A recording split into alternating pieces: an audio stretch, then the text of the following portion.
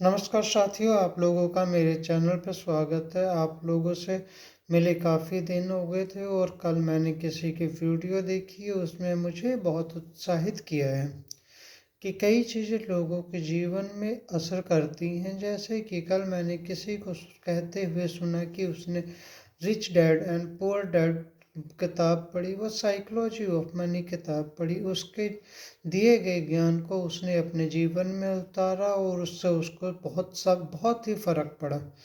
ये किताबें मैंने भी कई बार पढ़ी हैं, परंतु मेरे जीवन में उन चीज़ों का कोई भी फर्क नहीं आया। इसमें मैं एक चीज़ कहना चाहता हूँ, या मैं ये नहीं कहना चाहता हूँ कि कोई भी व्यक्ति गलत या सही है। मैं ये कहना चाहता हूँ कि आपके पास ज्ञान किसी भी चीज़ से आ सकता, परंतु वो ज्ञान आप अप्लाई तभी कर सकते हैं जब आप पर उस परम पिता परमेश्वर की कृपा होती है।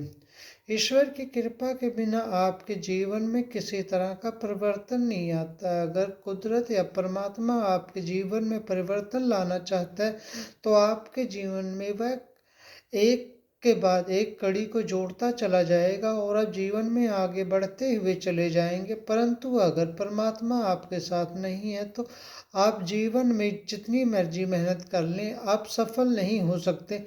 आपके जीवन में कोई ना कोई ऐसी समस्या आ जाएगी कि आप 100 रुपये कमा के 10 रुपये 100 रुपये कमा के आपका खर्चा 110 रुपये होगा। अगर परमात्मा और आपका ज्ञान, आपका पढ़ा हुआ ज्ञान, आपका समझा हुआ ज्ञान आपका साथ देता है उस पर पिता परमात्मा और ब्रह्मांडीय शक्ति के द्वारा, तो आप 100 रुपये कमा के अपना कोई भी कार्य 90 रुपये में कर सकते हैं।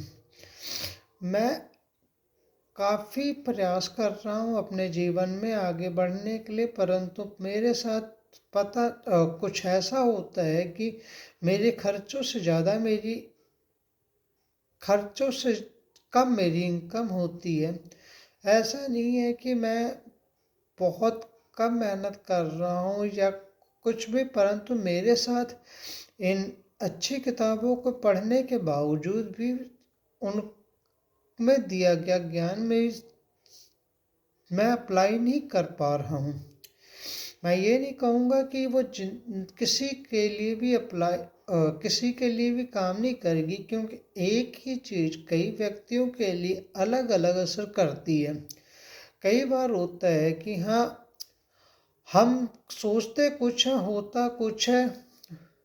ठीक, कई बार हम सोच के क्या निकलते हैं क्या हो जाता है। जैसे कि एक